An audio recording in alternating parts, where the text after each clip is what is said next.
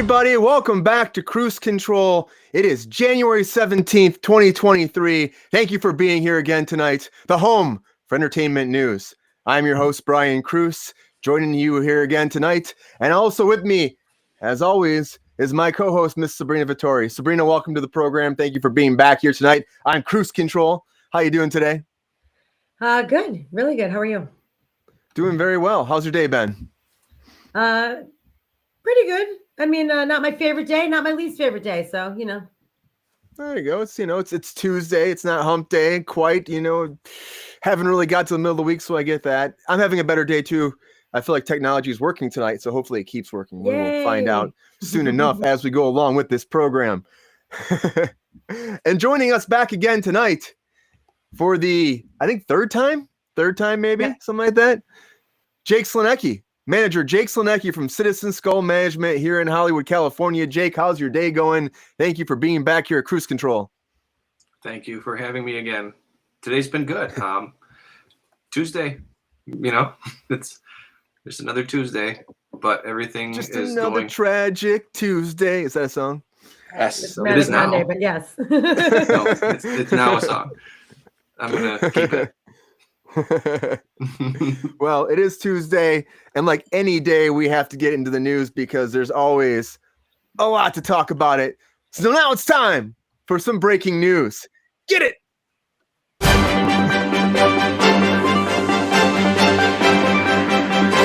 right, everybody. It's time for some breaking news, of course. Well, I guess it's kind of breaking. Sabrina would be like, it's not breaking. It's breaking. Kind of, right, Sabrina? Kind of breaking. Ish. Anyways, we're going to start talking about Marvel, and we're going to talk about how Marvel and China have had an issue for a while here. So China, the Chinese theater or the cinema program, we're not allowing Marvel movies to actually be here and to be actually be shown in theaters. So which is a big niche of the market that Marvel has not been able to make money off of because China shut them down. It's been a political thing, been a lot of issues. Well, now Black Panther, Wakanda Forever, they were able to actually play that in China. And now they're talking about Ant-Man's able to be actually played in China as well, which will help tremendously with its actual budget, making back its money and actually making a good amount of money for the project that it wouldn't make if it wasn't going to China. This is a little bit why this was going down from the get-go. As we previously reported, now that the 20th National Congress of the Chinese Communist Party, as well as 2021's 100th anniversary of the party, are out of the way, we hear there's less fear within the government agencies. This was a big issue. No one wanted to make decisions or be seen doing anything wrong at the time of a geopolitical uncertainty and uncertainty within China. The Marvel issue seemed to stem from cultural and political sensitivities. Since Far From Home, such Marvel movies to miss a slot in China have included Black Widow, Spider-Man No Way Home, The Eternals, Shang-Chi and the Legend of the Ten Rings, Doctor Strange in the Multiverse of Madness, and Thor, Love and Thunder. You're muted. A lot of movies, I do that too often, I think. A lot of movies actually have not had the opportunity to go to the Chinese market, leading to, they blame it's COVID, they said for a while, but there's also this political thing. So Marvel has missed out on a lot of revenue that they should have made because it wasn't airing in China, which is a huge market. Movies like Avatar just came out. Of course, they were in China. Got to actually make that money and help increase its gross domestic, revenue, which is huge when you're trying to go for the biggest grossing high movie of all times, which is what Avatar is going for, and Marvel's always going for too. So Sabrina, you hear this, and what do you think? Do you think it's about time that Marvel's able to do this, or do you feel like, there'll be some backlash, or do you think it's we're just open the doors and let this happen again? You think it's gonna be good? Well, interestingly enough, there's very different reasons why different films have not been aired in China. Like if I take it away from Marvel for 1 second, Top Gun Maverick would not have aired in China, but they blurred the patch on the flight suits that had the flag of Taiwan on it because that was a controversial thing, or else that would not have been able to air there. Okay, so now going back to Marvel, it's not that they banned Marvel itself; it was each movie individually had an issue. You know what I mean? Like the Black Widow was in that weird period that we just read with the 100th anniversary of the Communist Party and all that. But Spider-Man No Way Home, they were going to show that, but they wanted Marvel to remove the Statue of Liberty, which obviously that huge fight was on the Statue of Liberty. You can't do. Can't do that. They were like, no, sorry. The Eternals was not aired because the director is a Chinese woman, Chloe Zhao, I think her name is. She had said some negative remarks about the Chinese government, so they banned that. Shang-Chi they thought was racist because his father figure was too close to Fu Manchu. Like there's just a lot of different reasons. It wasn't like Marvel's banned, period. It just was they're very, very specific as to what they let in their market. And like, for instance, Doctor Strange in 2016, when it was written, it's not like they had to change anything afterwards, but when it was written, the mystical temple, Kamartaj, is located in Kathmandu, Nepal, right? But on the comic books, it was actually in Tibet. And then the ancient one was played by a Tibetan man in the comic, but they changed it and said to a white woman, Tilda Swinton, so that there wouldn't be any issues in China and they could release in China.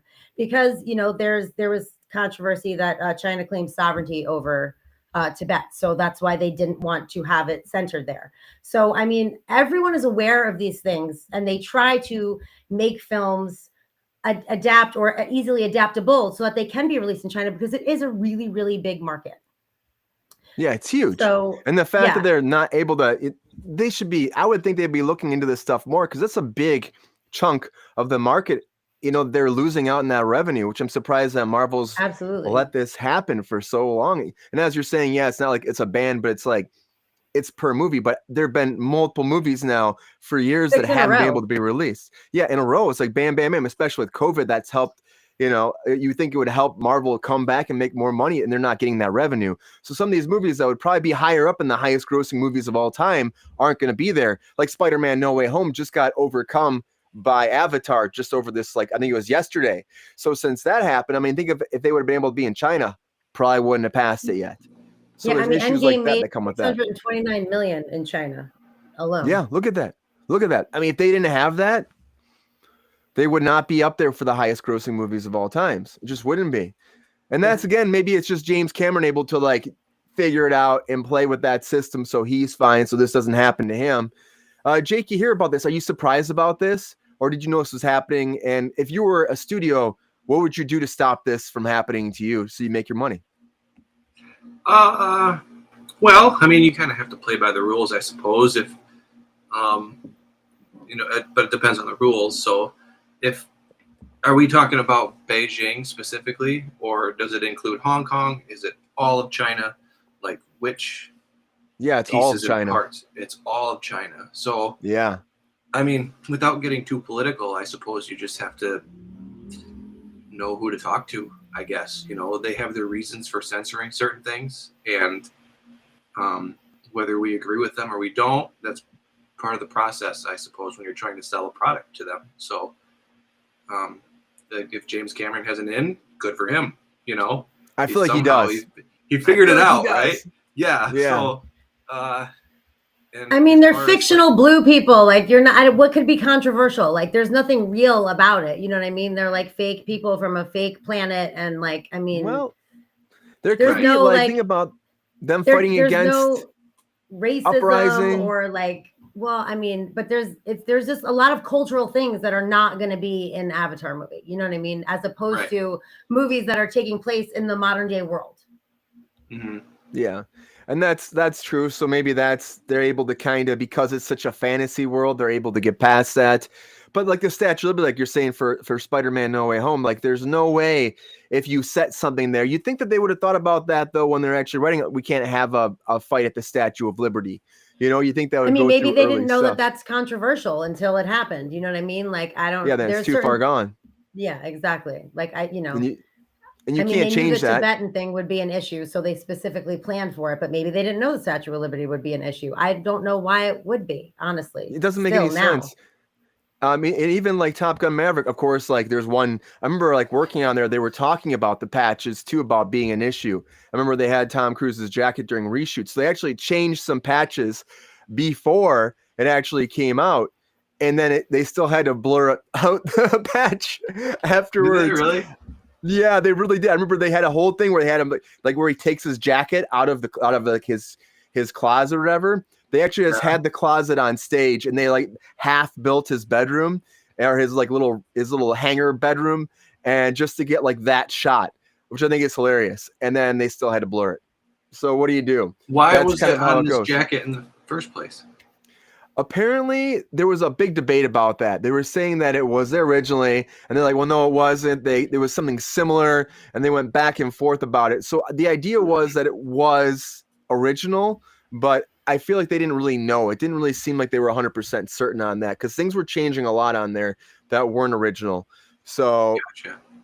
I don't know. It's just one of those things. Maybe they were trying to do it for advancing the storyline for his actual character, that maybe he's done more, and so they're adding patches, which makes sense. But at the end of the day, you got to be able to open up in China, honestly. And look at Top Gun Maverick, how much money that made too. It makes me wonder, like Spider-Man No Way Home was such a great movie. Like I'm surprised it didn't get to open in China, and also like how much money would have made if it would actually open in China on top of there. You look like Sabrina was saying, look at Avengers. Look how much, like 600 million you said?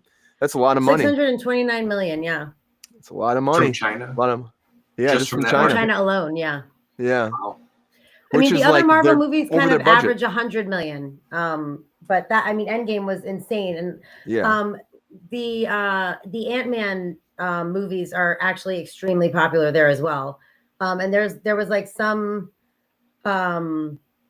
people think that it got greenlit to do the second one, the Ant-Man and the Wasp, because of how well it did in China. Like that kind of pushed it over with making their money back or making profit, that they made so much with that extra 121 million or 126 million or something from China. So that like fueled them to do another one.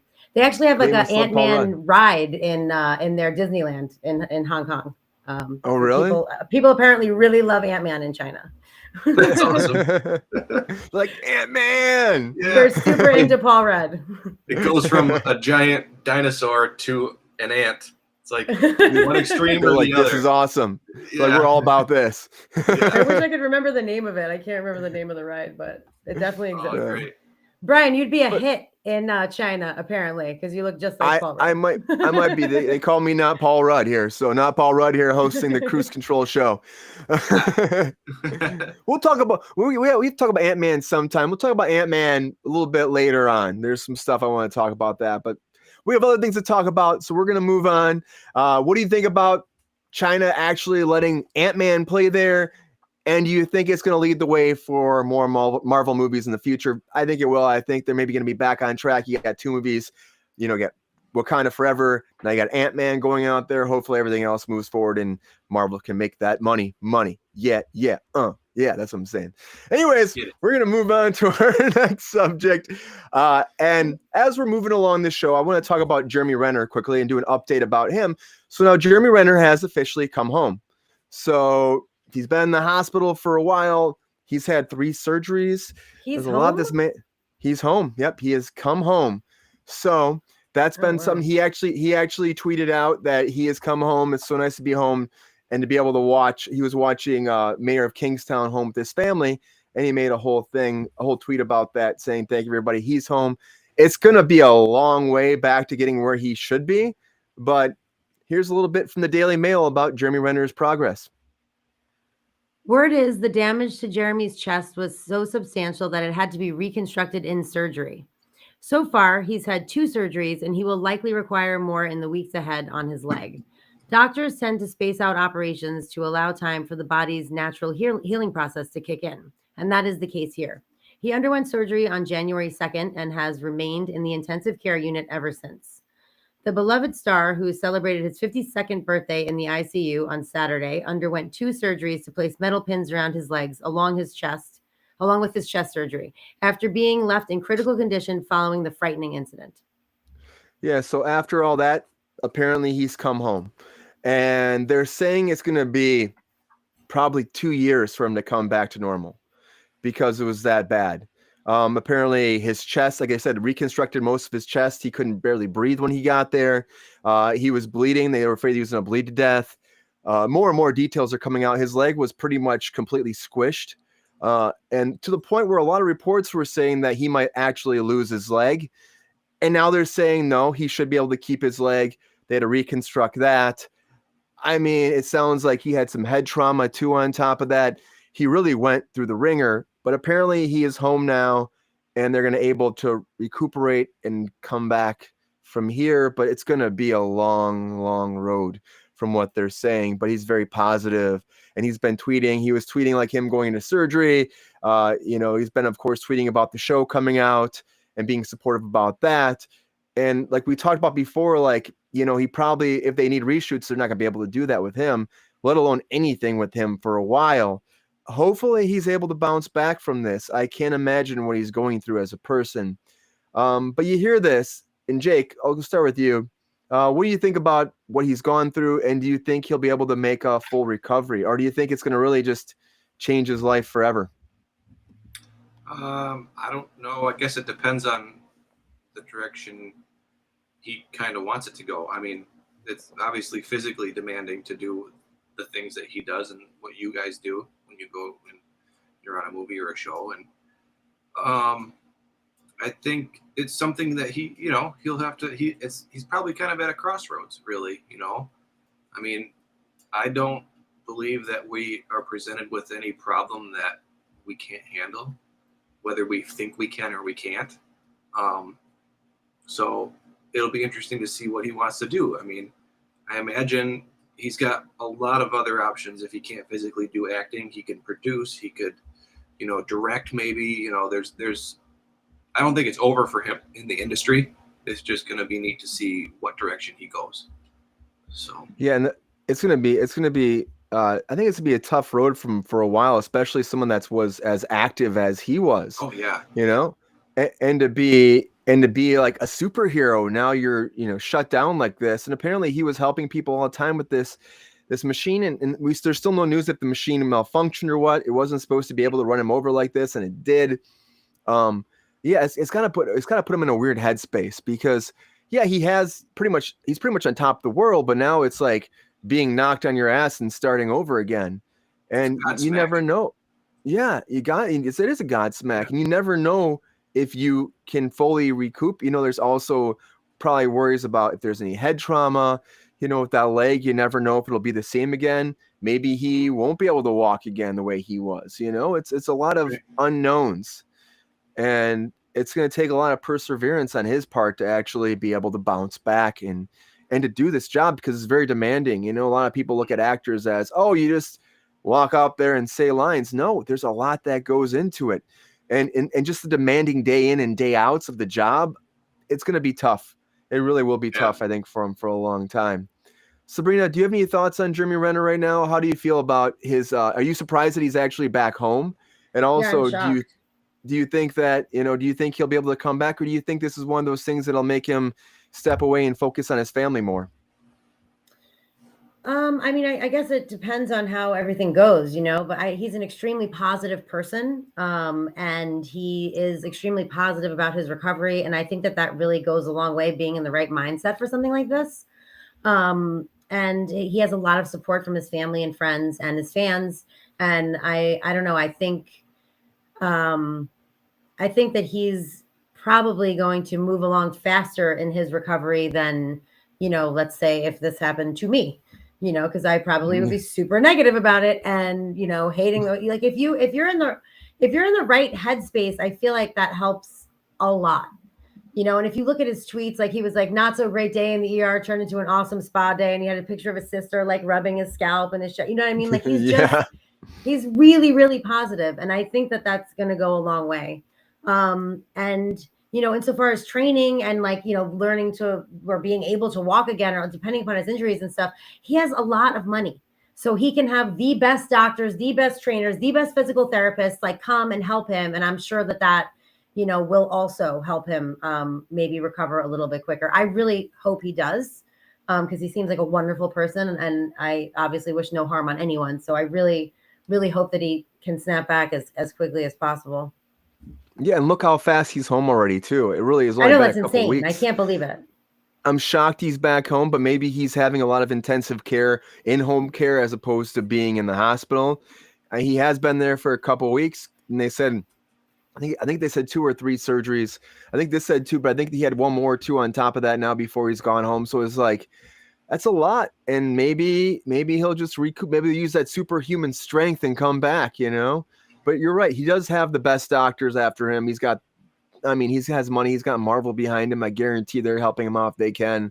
So if they're able to get you jacked, they can get you walking, I think. If anybody can do it, I think it's Marvel. I think it's that Marvel money. That's all I'm saying. So yeah, we hope the best for Jeremy. Hopefully he does well and he comes back faster than ever and he's able to be Hawkeye again and get back to a normal life. And hopefully he's able to live a normal life again, because that's a lot. You try to help somebody and then you suffer this much. And it's very unfortunate. It sucks. It's like you're just trying to do a good thing and this is what happens. So no good deed goes unpunished. What I don't think I'm familiar with what he does. What is it that he was doing when the accident occurred? Well, he was just helping his friend plow out a driveway. Oh, his friend was stuck in that big blizzard that happened over the holiday season.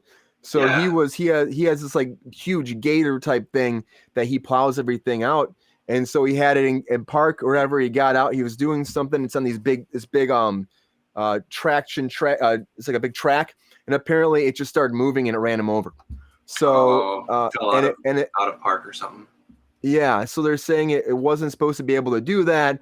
So there might be some issue with the actual equipment where they could go back and go after the company maybe for this, because there might be an issue with it that could hurt other people too. So there's a worry with it that way. So I mean, that still hasn't been proven, but that was something that was talked about once it initially happened. And like he was pretty much squished, you know, and so then he had to be flown to the hospital and everything. They said he almost bled to death too on top of that. So he's lucky. Wow. Yeah, he's very lucky to be alive. Like Sabrina said, it's amazing that he's home already. So it's good. Yeah. I was shocked. When I heard this. I'm like, but it's good news. It's good news for him. Yeah. He's able to be home now and be those loved ones. Yeah. So we'll see. Everybody will keep you updated as we get more information. What do you think about this? Are you hoping, do you think that Jeremy Renner will be back faster than you expect? Or do you think it is going to take 2 years? Let us know what you think.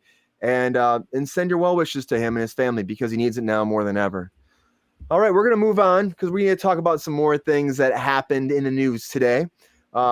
Beyond this, I want to talk about Sandman a little bit, because the show Sandman on Netflix, if you haven't watched it, season 1 ended, and now they're on to, there've been talk like, are they going to do another season? Is it going to happen? Is it not going to happen? There was talk, the creator actually put out there that, we're going to do season 2. Well, Netflix has said officially season 2 is coming.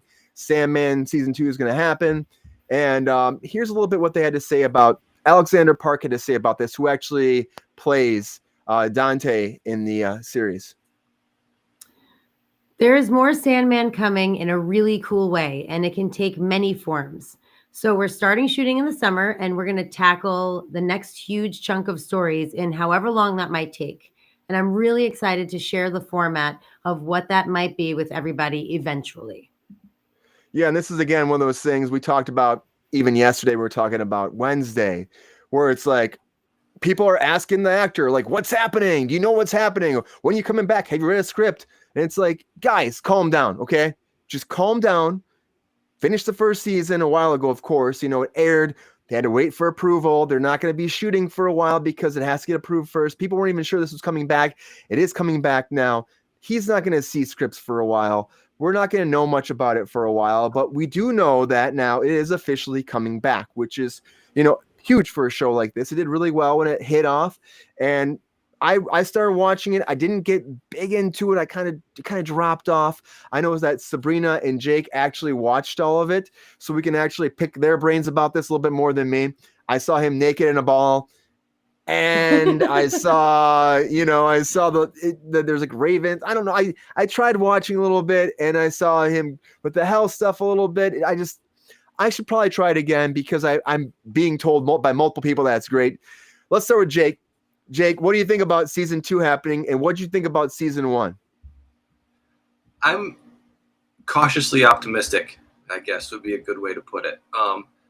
I watched all of season 1, and throughout the whole thing, there was a lot of stuff that I liked about it, but there was a lot of stuff that I was like, not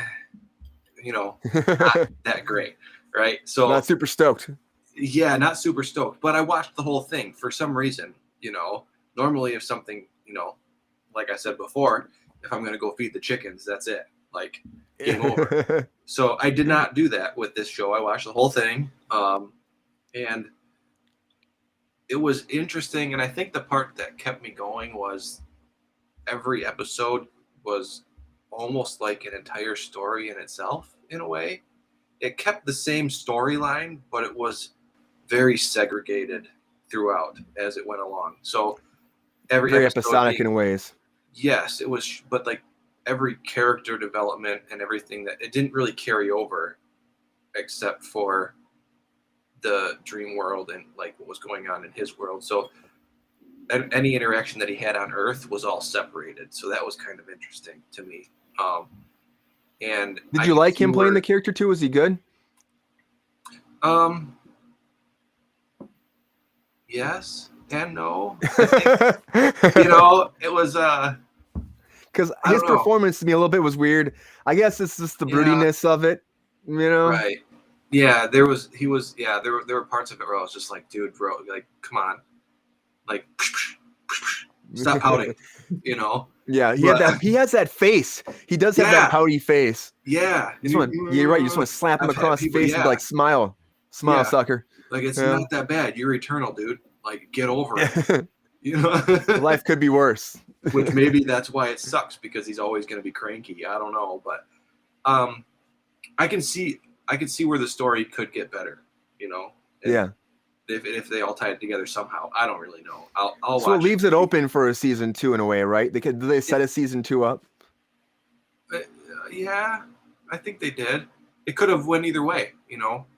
I think a lot of these Netflix series are set up that way. This first season, they can either end and it's fine. It just kind of goes away and nobody cares. But if it gets enough traction, then they can somehow integrate it and keep it going. So it ended, and I remember thinking, I wonder if they will make a season 2, but I wasn't really super stoked if they did or didn't, Yeah, it's kind of like Wednesday too, which we'll talk about later, how they kind of wrapped up. But Sabrina, what do you think about this? Did you like Sandman season 1? And hearing this, are you excited about a season 2 happening? I mean, I'm not going to throw excited out there. That would be a little bit of an over-exaggeration. I did not like the show as a whole. Jake, what you said you liked about it is what I didn't like about it. Like, they were like bottle episodes. Like, the first 6 episodes were pretty much bottle episodes, and that's fine for like The Simpsons or like Family Guy. But I mean, you're watching like a very serious fantasy world. Like, I mean, I feel like you need to keep people engaged. And until they started focusing on, that girl and bringing down the dream world is when they started, like, the last maybe 4 episodes, like, kind of arced together a little bit more. And I feel like it was just very disjointed. Like, the characters, like, they didn't flesh out the characters, and they totally could have. Like, when they went to hell, he's walking up the mountain for like 10 minutes. Do I need 10 minutes of the dude walking around a mountain? No. How about you take less than 10 minutes of walking around the mountain with 1 sentence of dialogue and flesh out the characters a little bit more? The battle in hell was stupid, and it's like the only thing that was like that tied them together is that he was looking for his things that were stolen from him. And when he was, Brian, like you said, naked in the ball. So he had to get his mask, and he had to get his sand, and he had to get the jewel. So like, he needed to retrieve these things. And along the way, there's like all these different characters that like show up and disappear and show up and disappear and show up and disappear. It's like, why are you bringing these people to me if I'm never going to see them again? Like, what is the fucking point? You know what I mean? Right. Like, it was very frustrating to me in that way. Now, on the other end, it was shot beautifully. The cinematography is amazing. It's really, really done well. And the acting is really good, which makes it even more frustrating because there were a lot of good actors. First of all, Patton Oswalt, by the way, as the Raven, my favorite.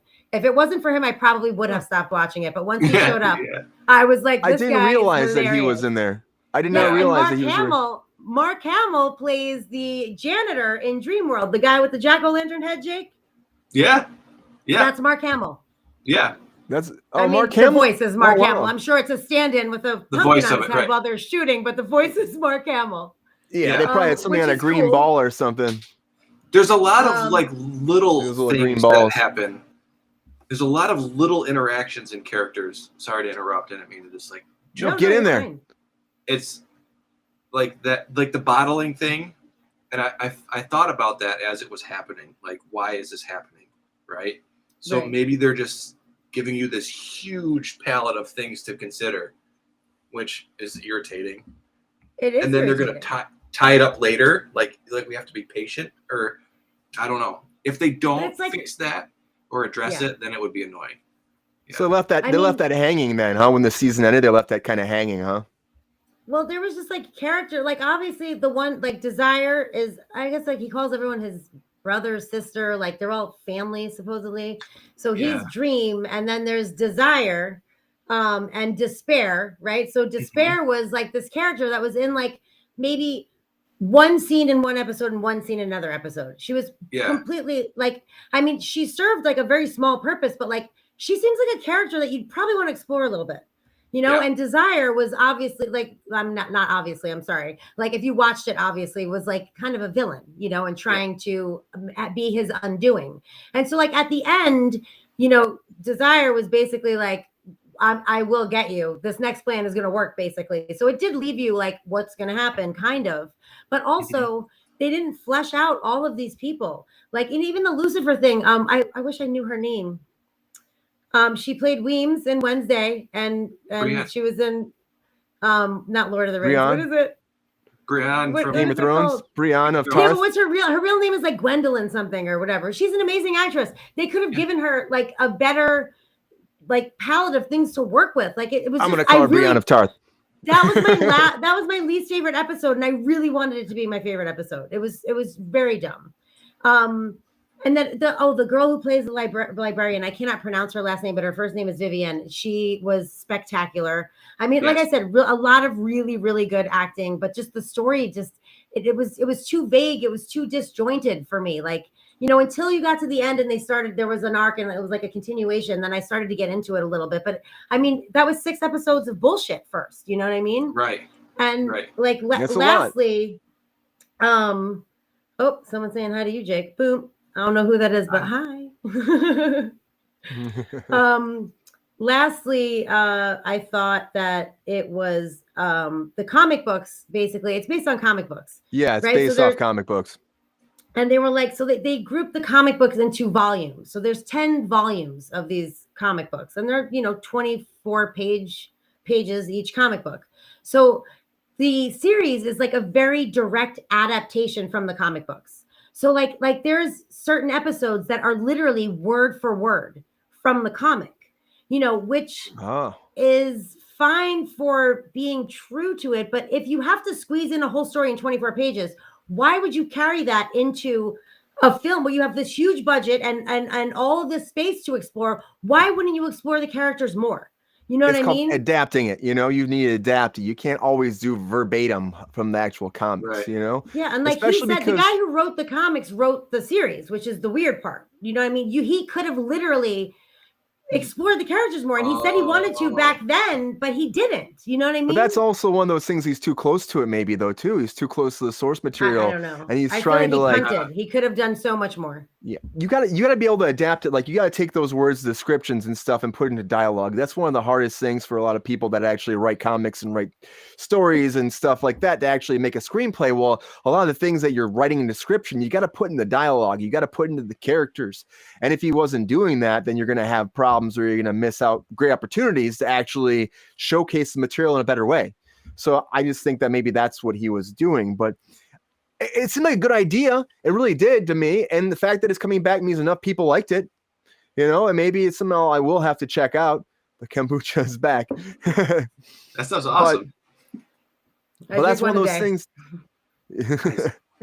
But that's one of those things too. Like when you're making something, you got to think about like, okay, this is a different platform now. It's not a comic book thing. I go back to the original Hulk movie where they try to make it a comic book. Like, oh, we're gonna do a comic book, the adaptation of the Hulk. So they actually had it like edited like a comic book strips and stuff like that. It didn't really play well. It just didn't play well. It's goofy. It was too cartoony. So there's a certain aspect where it's great material, but you got to revamp it for the actual theatrical story as opposed to an actual written form. It's a lot different. So I think that might have hurt it in a way. And that way, for me, I was kind of, again, like you're saying too, it took a while to get into it. Maybe that's why I was bored initially in the beginning. I'm like, please do something. It's very like, slow. I know it's slow. Yeah. There's not a lot of action. There's not any sex. There's not any like severe Spring needs that storyline that sex. carries through. Well, I'm just saying this is what makes people watch stuff. You know what I mean? Like it's this fantasy land, which is interesting, but why do I keep watching? You know what I mean? Yeah. It's very What's boring the driving and force? very slow. Yeah. And what happened to Cain and Abel in that world too? Oh yeah, I liked Cain and Abel. So did I. Like he just kept knocking him. I know he kept killing him. It was so sad. And the dragon part was at least they got a new one. So cute. Yes, and when he brought him, that was my second favorite thing was that little dragon. He was so freaking cute. I can't take it. He reminded me of like dragon version of Baby Yoda. I was very excited for him. Yeah.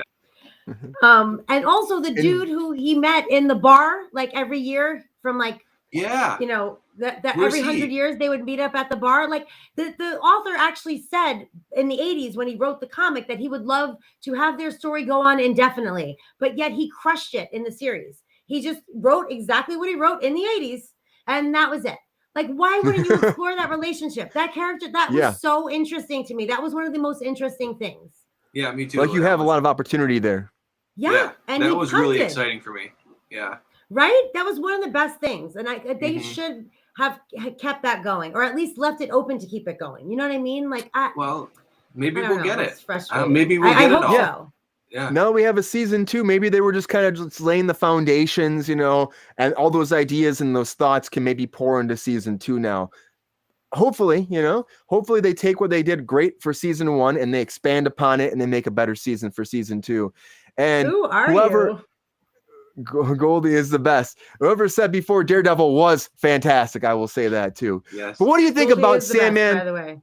Yeah, Goldie is the best. and if I didn't say it earlier, Sabrina works at Hawk Anamorphic, the best place for your rental lens needs. That's right. Shop Hawk. That's all I can say. All right. Anyways, we have to move on to our next subject. All right. Because we got to keep this shit moving. So I want to move on. I want to talk a little bit more. Yeah, sex does sell, GR. Welcome back to the program. I want to move on, and I want to talk a little bit about, before we get on to our main subject of the night, I want to talk about The Mandalorian. So the new trailer just came out for The Mandalorian, and I got to say, it looks awesome. I mean, I'm a big fan of Mandalorian. It's one of those things I look forward to it every year when it first launched. And this one, it gives you more Baby Yoda. It gives you more Mando actually going there in space. I have to say one of the best scenes, I think, in the trailer was with them just like flying and Baby Yoda sitting in his lap. It was my favorite. Yeah. It was so cute. Like when they hit the warp speed and he's just like, 1 second. Ready? It's one of the reasons why people love that program is because of Baby Yoda. You know, Baby Yoda is freaking fantastic. And then also, Jake, I know you watched the trailer too. When they're actually going in, they're all dropping in. And they're like just having this huge fight. It's pretty awesome. You know, they're coming in there, they're fighting, and the Baby Yoda at the end with his hand, and he's using the Force to like whoop that guy's ass. That was pretty cool. Have you watched? Have you watched? Oh, he's like using the Force. Shaking. It's so good. Baby Yoda is in our house. He randomly hides around the house and does different things. He's like Elf on a Shelf, but all year round. Yeah. Nice. But That's Mando perfect. coming back, it looks great as always does. You know, getting in there and actually having all the Mandalorians fight. It looks like there's gonna be an epic battle again, which would be great. Going back to Mando's home planet so he can actually, you know, cope with the idea of taking his mask off is huge, because that's been a huge driving force for the whole show, especially season 2, was like him being able to cope with like actually taking that mask off, because that's not the way. Now, Jake, did you watch The Mandalorian seasons 1 and 2? It's not the way. This is the way. It's not. Did you watch Mando season 1 and 2? Yes, I did. I watched them both 3 or 4 times, I think. Oh, nice. Yeah. Nice. Yeah. So you're a big fan. Yeah. Yep. So was this your first time seeing the trailer? Yes. I thought it was over. I didn't know they were making a season 3 until you told me today. So I was like, Can't stop, won't stop. No, exactly. I turned to Deb and I was like, hey, guess what? And she's like, ooh. So yeah, we're both very excited. Did you like the new trailer? Yeah, I did. Yep. What was a big highlight for you?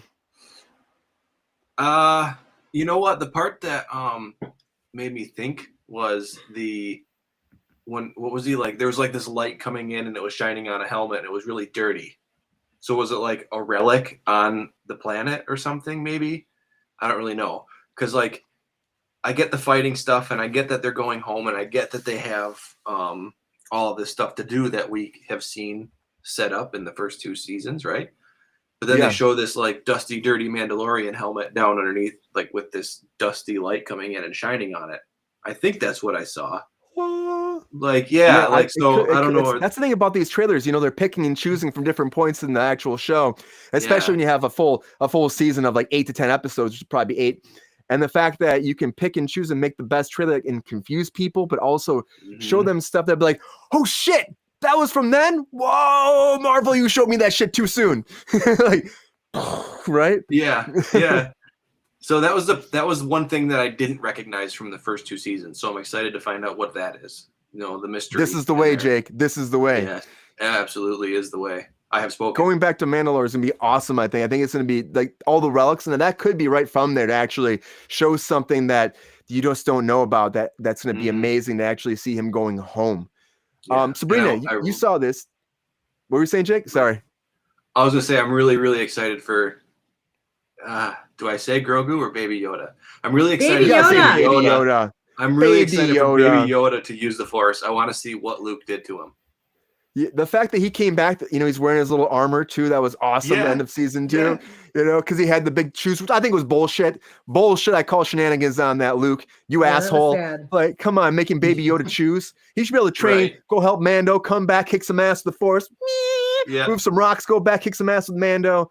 But I get it. It's all for the story. It's like he's choosing to be a Mandalorian. So, Sabrina, you heard this or you saw the trailer. What do you think about? What's your reaction? What are your thoughts? Are you excited for season 3? Did this make you even more excited? What were you thinking about Mandalorian season 3?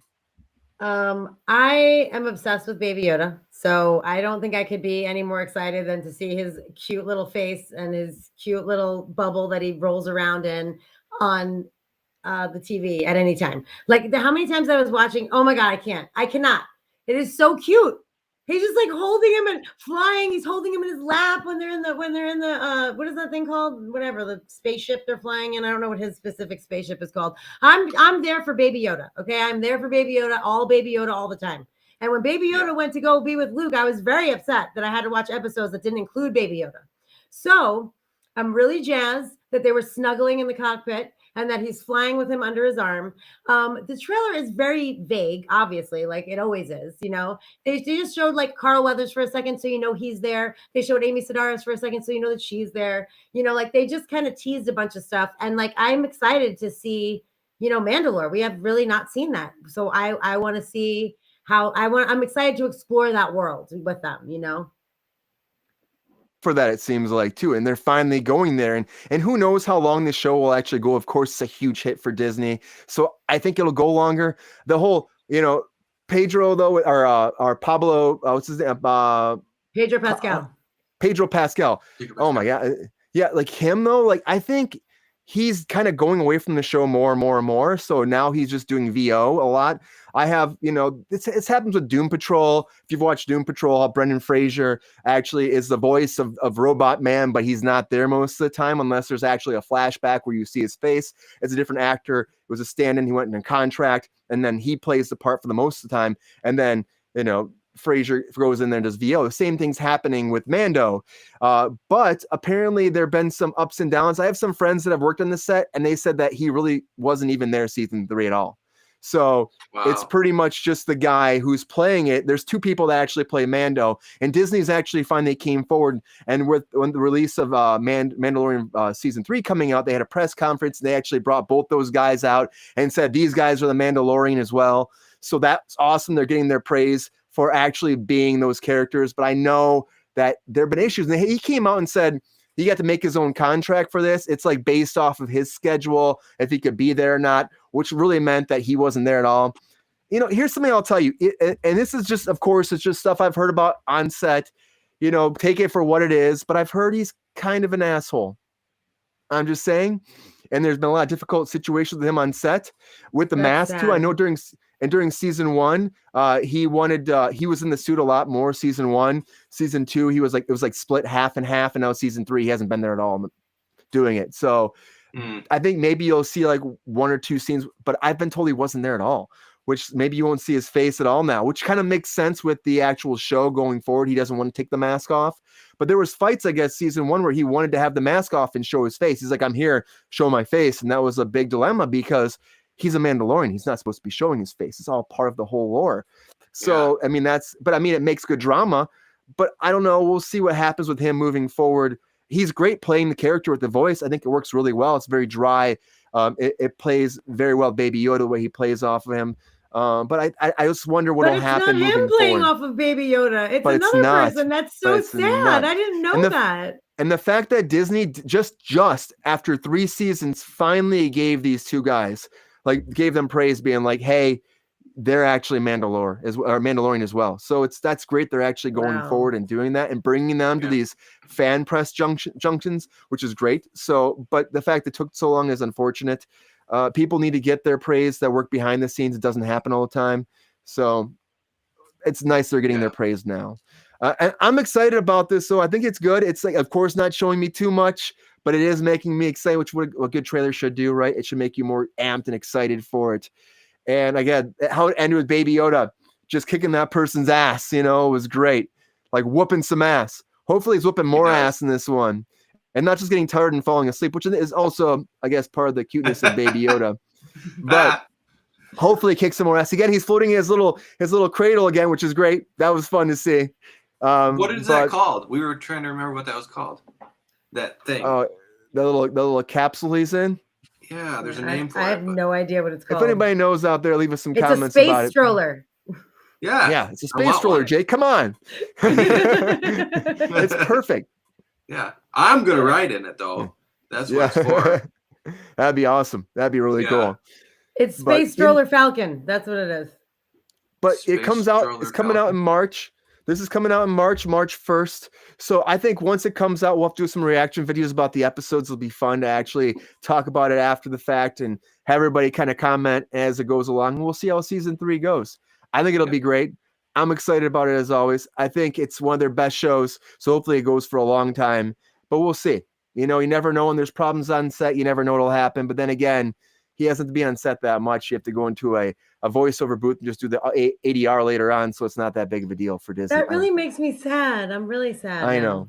It's really sad, but it's a great show and he does a great job. And again, it's just speculation, rumors right here about people that have worked on set. Who knows how far it is? I always give actors the benefit of the doubt. You can have a bad day, fine. You can have 2 bad days. But you can have a bad season, Brian. I know, but here's what I get into. Like, if it's more than 3 days, and I've worked with a lot of actors on set, and I don't judge them the first couple days, but after a couple days, you're going to be a jackass. You're a jackass in my book. So, anyways, we got to move on. It's time to get to our featured story of the night because it's getting late in the program. So we're going to talk about Wednesday in our featured story of the night.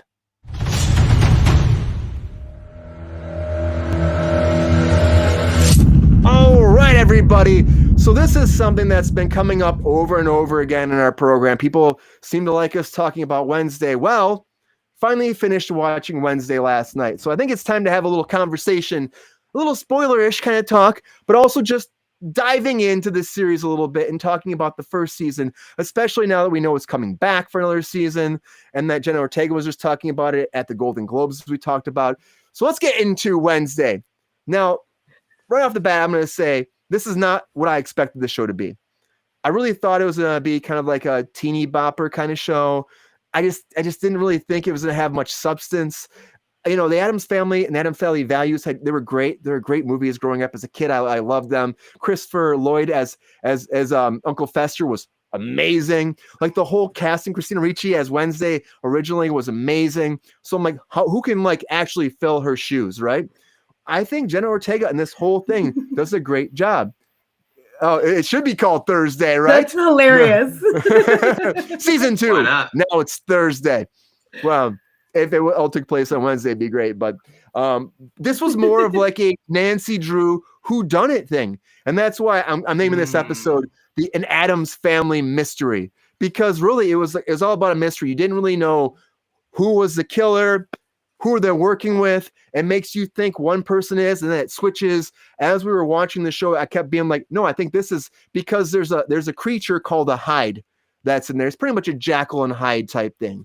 So someone's turning into a Hyde creature that's being controlled by someone else. And this Hyde creature is going about the town killing people. So if you haven't watched it, that's kind of the premise. So Wednesday is going to school, and there's this creature killing all these people. This school is called Nevermore. It's where her parents went. She's living in her parents' shadows, trying to find her way. She's Wednesday. Jenna Ortega does a great job playing this character to me. I think she really embodies it, which I was really happy with, because I wasn't really sure how she would be, because Wednesday's a tough character to play. And she really does a great job. Really, my main problem with the casting overall, did I miss something? Did I miss something? Here it comes. Another shout out to Antoine Dodson. Hide your kids. Hide your wife. Yep. Those hides are coming. You are hilarious. Whoever's coming, we love you. Keep coming back to Kruse Control. Tell your friends, tell your family, hide your wife, hide your kids. It's Tuesday night at Kruse Control. Yeah. But the premise of the show actually, I thought really worked. And Christina Ricci coming back was great. Of course, she can't be Wednesday because, I mean, she's older now. So they found a great spot for her in this. And honestly, the way it all came together, I was really happy with it. And as Jake said again about Sandman earlier on, it's like one of those things where it could end right here. And of course, Tim Burton made this. So I don't think, maybe Tim Burton was hoping there'd be more. But again, Tim Burton does it. He's probably just like, I want to do something good. And if it does more, it does more, but not really leaving it open. It is open, but at the same point, it ends very well.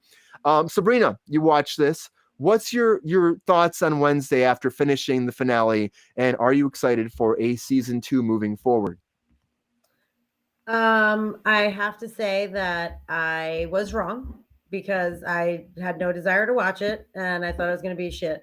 But it was actually very interesting. The first 2 episodes, I kind of was like, ugh, I get it. She hates everything. Like, you know what I mean? Like, it's very like, they really push it. Like, every line of dialogue is like emphasized on, you know, the fact that she is an Addams, you know what I mean?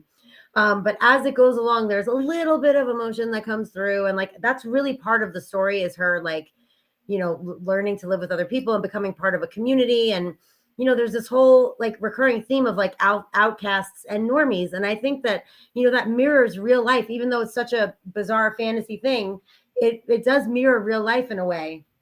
And, you know, it does give a lesson, you know, to like not judge people and, you know, to coexist harmoniously. And I did like the twist. You know, first you think it's the one kid, and then you think it's the other. Like, it's very. I love when I don't know exactly what's going on. It was the same thing with White Lotus for me. Like, I kept guessing. I'm like, oh, it's this person that dies. Oh no, it's that person that dies. No, it's this person that dies. So it was like kind of the same thing, trying to figure out who it was, which I really enjoy. It keeps it interesting, you know. And like you said, Catherine Zeta-Jones is great. Fantastic. Jenna Ortega is great. The girl who plays Enid is great. The girl who plays Bianca is great. Like, it's a really strong cast. Great cast. It's cast very, very well. And I really enjoyed it. I hate to say it, but I loved it. there's no hate here. I mean, yeah, it's just a great show. And I said before, it's like really like the whodunit thing makes it great too.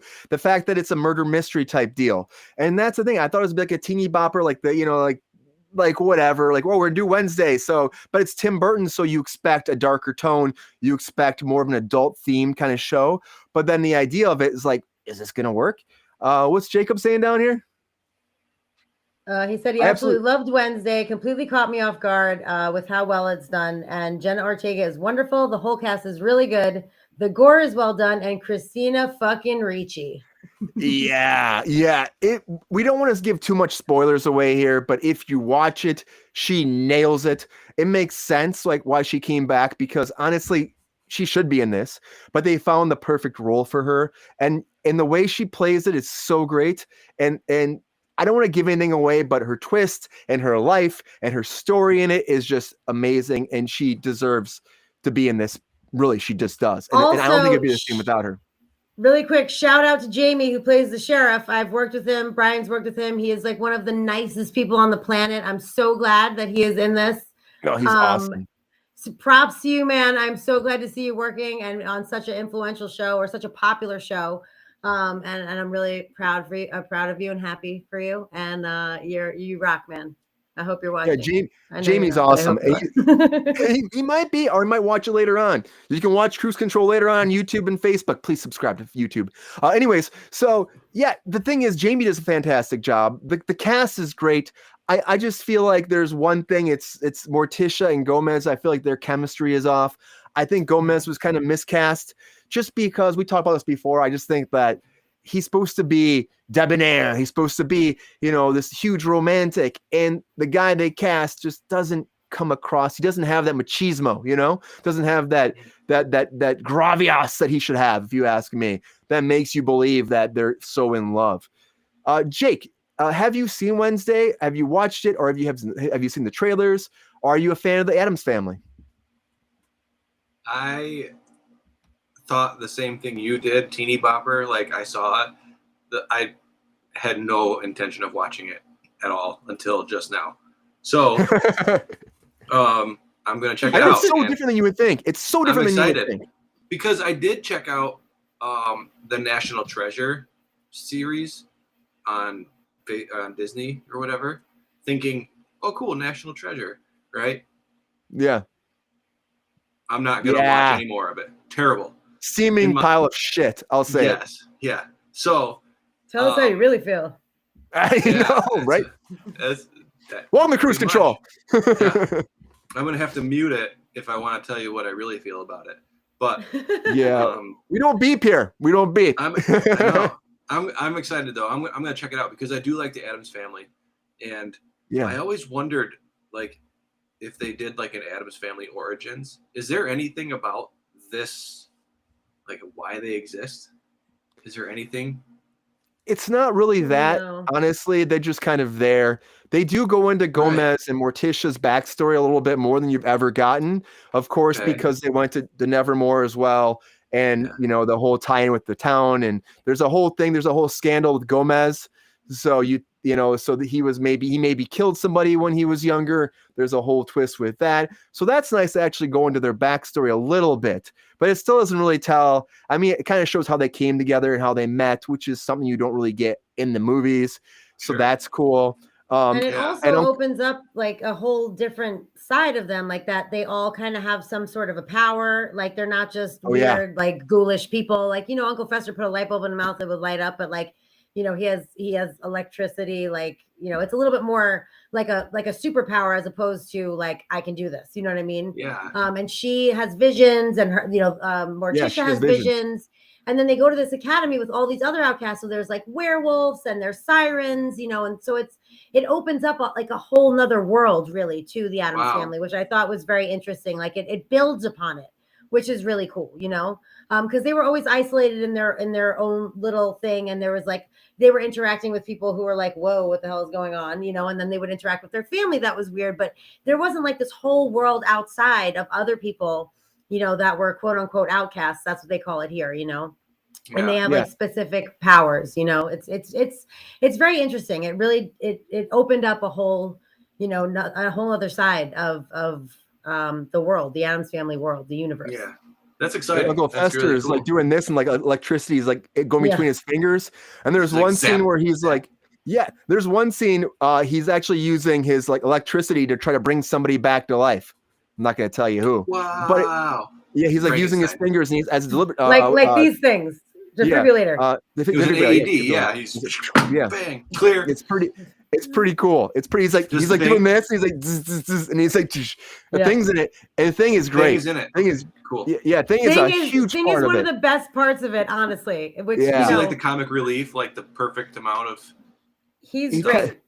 Okay. He kind of is. I agree. Christopher Lloyd is amazing. I don't think that Fred Armisen. He's way better than Fred Armisen. I would have taken Christopher Lloyd too, for sure. Like Fred Armisen makes it his own. He does, but Christopher Lloyd, you can't top that performance. Christopher Lloyd's is much more like grounded, I think, in Fester, which is weird to say, as opposed to Fred Armisen's much more wacky and over the top Very and charactery. character-y. Yeah, he's like, it's going. Uncle Fester's here. Whoo, So it's much more like wild and zany as opposed to like, Christopher Lloyd's dealing with like mental issues and memory issues and trying to find himself. And of course, he's goofy, but he's not like Fred Armisen is. Not that I didn't like Fred Armisen's performance. I think at first I thought it was weird, but then I kind of got into it.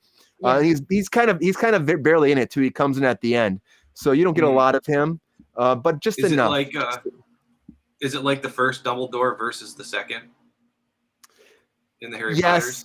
Yeah, kind of. Because the first Dumbledore really was Dumbledore. But, you really do fall in love with the second one because of, you get so much more of his performance, compared to the initial who passed away. So it's one of those things. But Fred Armisen did a great job still. It just wasn't the same. Thing, though, I want to talk, but Thing was awesome. Thing was so cool because Thing actually, he comes into play like he's supposed to be spying on Wednesday for Morticia and Gomez. And Wednesday catches him right off the bat. And then she's like, pins him down and is like, you will work for me. Oh, wow. And then he becomes this whole thing where he's that could be. Dude, it's great. All of a sudden, he's like working for her. He's going undercover for her. He's like, it's like this, all these hijinks with her, which works so well. He's like, he her becomes friends partner in with all crime. the other people at the school, like her roommate. Yeah. He can communicate with the roommate. He does sign language. Really great. Yeah. He does sign language, talk to people. So cool. He gives thumbs up. I love when he flicks people off. It's great. It's that's awesome. He's a lot of fun. Whoever played that part must have had a great time with their green screen arm, moving their hand around the screen the whole time. But they did a great job. Principal Weems was amazing as well, which is the same so person good. that I can't remember her name. Gwendolyn something. From her, and also Lucifer from Sandman. She's amazing. Like from the moment you see her, she just nails the character. There's a lot of really, really great acting in the show, which is kind of surprising for what it is. But I think it's done really, really well. Yeah, I know. I didn't know that either until you told me. And then I was like, well, I guess I'll watch it now. But I had no idea. I was like, Wednesday. Like, I don't know. I guess I automatically assume things are going to be shit because there's so much shit out there, honestly. But I should probably have a little bit more of an open mind. Because this was really, really good. It was great. And all I thought about was like the TikTok dance out there. Everybody's doing the TikTok dance. So that kind of slowed me down watching it too. You probably saw that, Jake. There's a dance. Oh, you didn't see it? Well, Jenna Ortega. She goes, it was on Instagram. It was, she does a dance, a really character-y kind of dance. She goes to like a prom kind of deal. It's called like the Raven and she does this dance and everyone was doing it on TikTok because it's so like quirky and weird. So that was like the one thing I saw and I was like, again, I thought, teeny bopper, we're going to the dance, Yeah. But it's really so much like that episode, the way it ends, you're like, this isn't just a normal dance. Like it rains blood during that episode. Well, so I mean, some serious Carrie vibes there. Yeah, I was gonna say like Carrie. That's crazy. Yeah. So there's some really cool stuff that they kind of touch on, Easter egg kind of things. Again, it opens up the Addams Family into a whole new universe that never was there before, and really makes me excited for a season 2. Before I was like, they're doing a season 2 of this shit. But then I saw it, and I'm like, it makes so much sense. And the way they left it off, it could have been done. It really could have just been done right there. It could have been that chapter in her life. But they do leave breadcrumbs for a season 2, and it makes me excited about it because the whole Hyde thing was done really well. And it's really kind of fun, the whodunit, like you're not really sure. And they misdirect you so many different ways in it. And even like Wednesday, like her kind of mentality, trying to figure out who it is. You're right there with her, like trying to figure it out. And she's really a sleuth in the whole thing, which I think works so well. So honestly, I give this like 2 thumbs up. Because there's been a lot of reference to Edgar Allan Poe lately. Yeah. So like sleuth, and he was the one who invented the detective genre, really. So I don't know, that's cool. I've been noticing that a lot, and I really enjoy Edgar Allan Poe, so that's cool. Like with the Raven thing and the Nevermore, I'm gonna watch it to figure out what you're talking about. But check it out. It's not that long either. You should definitely watch it. It goes fast. It really does go fast, but it's really fun. I honestly say if you haven't watched it out there, everybody check it out because it's a good series, and I'm excited for season 2. Again, I'm sorry it took so long to watch it, but now that we have, like, I get it. We get it, everybody. It was great. So what do you think about Wednesday? That's the question. Leave us some comments. We had some people here saying, it was great. Yeah. Bring Thing on as a guest. I would love to have Thing here. Maybe we'll figure that out. We'll figure that out. But anyways, everybody, thank you for joining us. It has been great for having you here on Kruse Control tonight. Our hour went by way too fast. We're a little bit over. We got to get going. Jake, thank you for joining us again tonight. We appreciate you being here. We hope to have you back again soon. Hopefully you have a great rest of your night. Just going to bed. Yeah, go to bed. Yeah, he's back in Michigan, so he's got to go to bed soon. We got to eat dinner. You know how it goes. Sabrina, thank you again for being here. Appreciate it as always. Drink your coffee. Get some sleep. Everybody say goodbye to Baby Yoda. We got to get going. So thank you so much for being here. Have a great night. We'll see you again tomorrow night on Kruse Control. Please like, subscribe, tell your friends, join our Patreon if you can. And if you're on Facebook, please go to our YouTube page and subscribe there too. It goes a long way, trust me. We're trying to get that up to 100 before the month is done. We're at 62 subscribers now. We got to get to 100. Come on.